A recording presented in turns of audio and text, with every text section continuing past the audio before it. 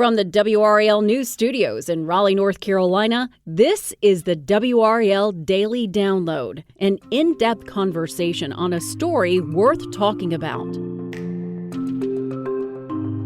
Welcome to the WRAL Daily Download. I'm Jack Hagel. No abortion, no same-sex marriage, no science education for the state's youngest public school students, no state board of education. Is that the North Carolina Lieutenant Governor Mark Robinson wants? State government reporter Bryan spent hours with the state's highest-ranking Republican. He wrote an extensive profile of the man, and he's here to tell us all about it. Bryan, welcome. Thanks for having me. Bryan, your story over the weekend gave us a much deeper understanding of the state's lieutenant governor. For the listeners who don't know him, tell us first who he is, how he got here, what he's about. Well, he was born in 1968 in the Greensboro area, and really his life was one with a troubled childhood where he had witnessed domestic violence between his parents.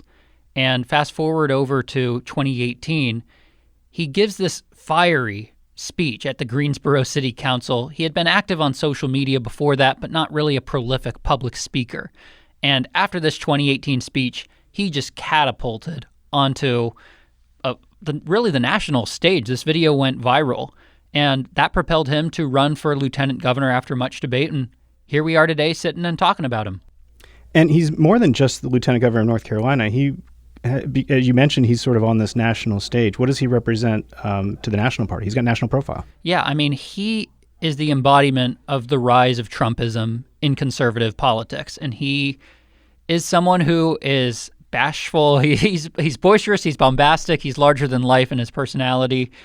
And that's where many people see the Republican Party going.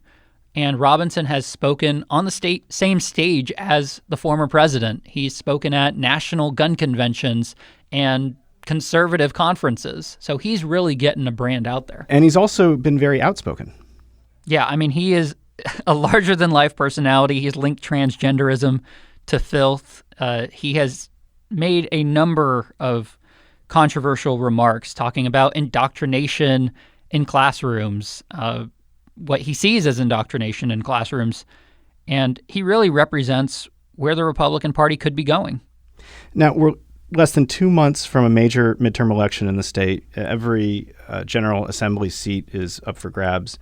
Why did you want to focus on the lieutenant governor now? Can't we get through 2022 first? Why do we have to talk about 2024? Well, here's why it's on many people's minds, because let's say Republicans don't get a supermajority this year, then they're going to have really their legislative agenda continue to be stifled by Democratic Governor Roy Cooper, which raises the question of where are we going to be at next, especially when it comes to some of these key issues like abortion, immigration, so much more. That could really be decided at the ballot box with this 2024 governor's race. And if you pair that with just a simple Republican majority in 2024, we could see some sweeping changes to how the state is operating. So if he ends up in the governor's mansion, what kind of North Carolina could we see? You mentioned abortion. What are the big ticket items that the Republican leadership wants? And also, Robinson's got his own views. I'd say there's a difference between what he can get done and what his views are. First, he wants to overhaul the State Board of Education. And he says if it were up to him, it wouldn't exist. That ain't going to happen, certainly not easily. There's other things he wants to do. He wants to end abortion in all cases if it were up to him. But he says as governor, he's got to listen to all sides of the issue, be methodical about it. And he sort of acknowledged that, where Republicans are at is getting behind a bill that largely would have exceptions for rape, incest, life of the mother. Robinson says if he were governor, he wouldn't stand in the way of that type of legislation. But there's also some things that Republicans seem to overwhelmingly support that Robinson doesn't. There's a sports gambling bill that didn't survive this last legislative session that Robinson is opposed to. There's Medicaid expansion that Robinson is opposed to, but there's a bipartisan effort to get that done. So there's a number of things on his agenda and things that may or may not happen. Now, getting to the governor's mansion for him, again, first of all, he hasn't announced that he is going to run. He's said he's 95% sure. Yeah, he's all but announced it. Right.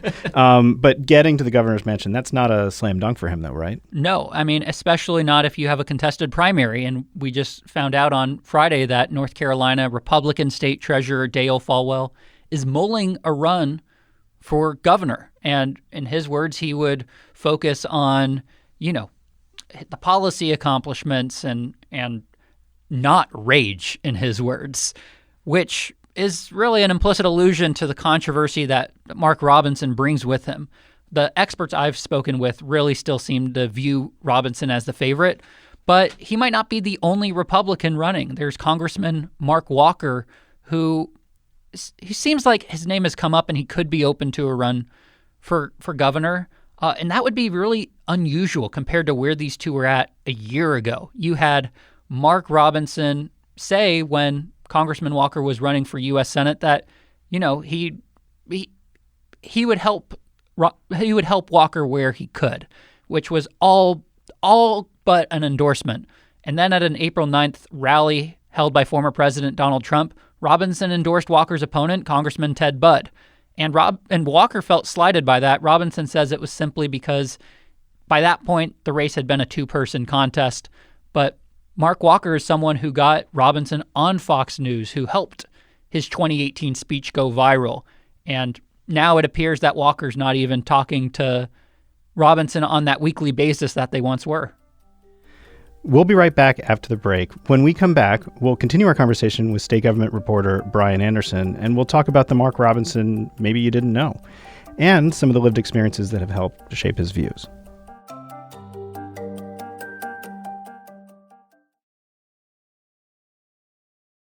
Bryan, the lieutenant governor isn't the easiest get for an interview. I'm curious how you were able to convince him to sit down with you for so long, and what were some of those interactions like? Well, it really depends on the outlet and the platform for Robinson. He's someone who feels fundamentally misunderstood, misrepresented by some media outlets, and really, I just framed it as, I'd like to get to know the whole Mark Robinson, the people that, the things that people do get to see and the things that people don't.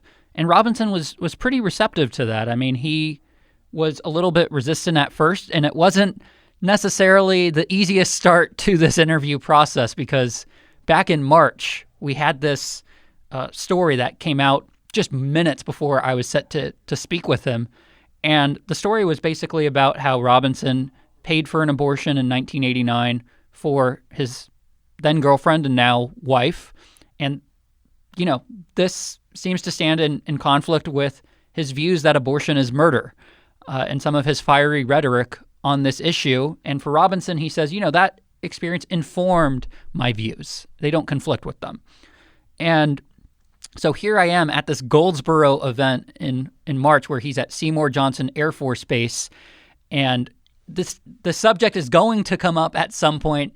It's not the best way to start off a profile, but by midday, he eased up a little bit. He said it was something that, he's wanted to talk about for a while and would put out a statement shortly. So it was certainly an interesting start to this process. You broke some other news along the way, and that's sometimes a tough tightrope to walk when you have to write stories that you've learned in the middle of a profile. You still want to maintain access and so forth. Can you tell us about maybe some of those other stories and also how you walked that tightrope? Yeah, so this profile process has spanned months, and there was this interview I had with him on July 27th in the lieutenant governor's office. We had sat down and spoke for about 2.5 hours straight, nonstop. And one of the things that had come up in that course of the conversation was about some of the financial issues that he's had in his past, some of the mistakes in the 1990s and early 2000s.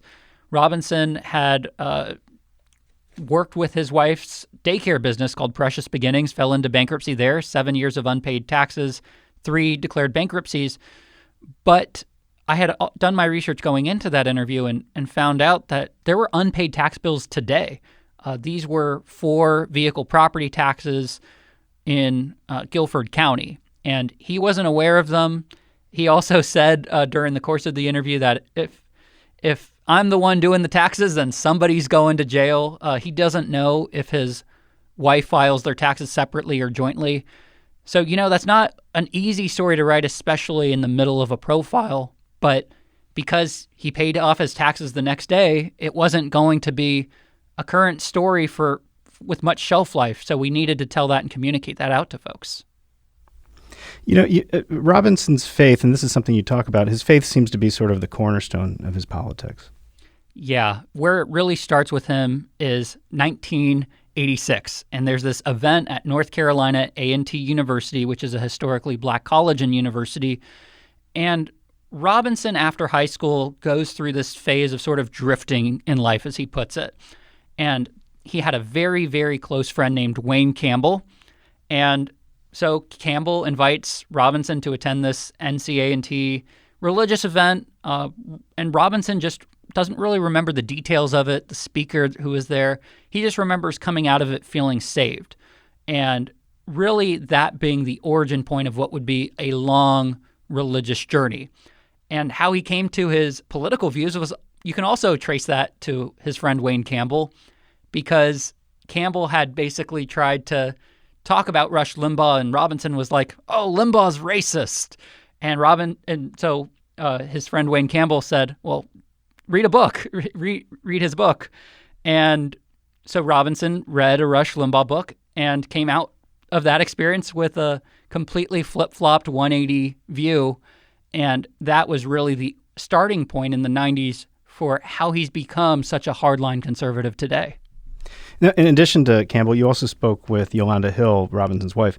I'm curious, between Campbell, Yolanda, and also, Robinson opened up to you. I'm curious about maybe some of the things you learned about him as a person, maybe not as a politician or as a lieutenant governor, but just him as a guy. Yeah, it's easy to see Robinson as this larger-than-life personality who's bombastic, forceful, maybe even deliberately controversial at times. But there's also a different side to him. I was speaking with him at Logan Street, which is where he grew up, and he was almost in tears talking about just this upbringing that he had, where he had witnessed domestic violence between his parents, and he thought that was unfair, but he didn't really confide in people about that outside of his siblings. He didn't talk to his friend Wayne Campbell about that. It was not something that, in Wayne's words, you just don't put your business out in the street. So Robinson was a lot more guarded than people think. And on this abortion issue, he didn't talk to his wife about this for 20 years. He just didn't know how to broach the subject. He said he would cry in the shower at times. It was something that really ate at him. He wouldn't say depressed, but just very sullen when in a car by himself. And it was a sad time for him then. But if you ask Yolanda Hill, we know Robinson as this larger-than-life person. She knows Robinson as really a softer-spoken guy, a gentler side to him. She actually called him an introvert, which would take anybody who knows Robinson completely aback. You would not believe that. She says if Robinson had it up to his way, he would sit in the corner of a big room and kind of be alone to his thoughts.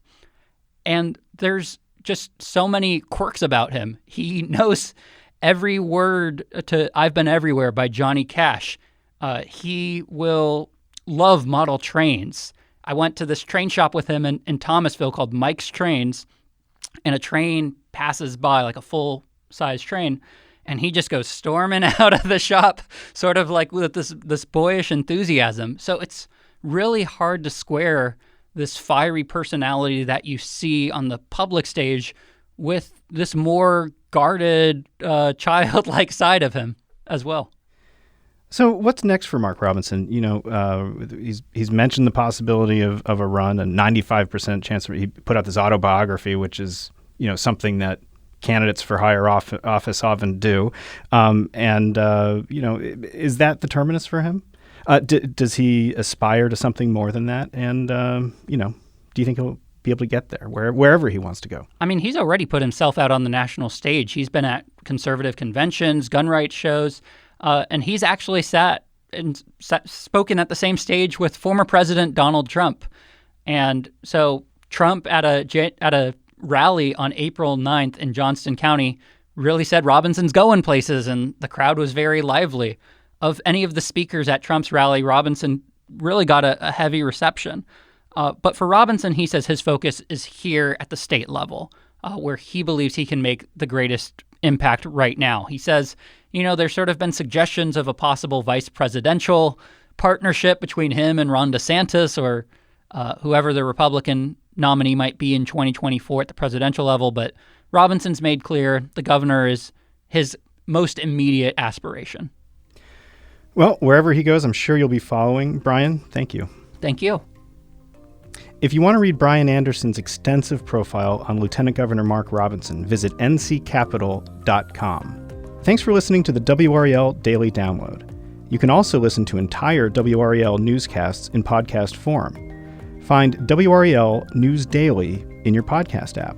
The feed is updated with new newscasts multiple times per day.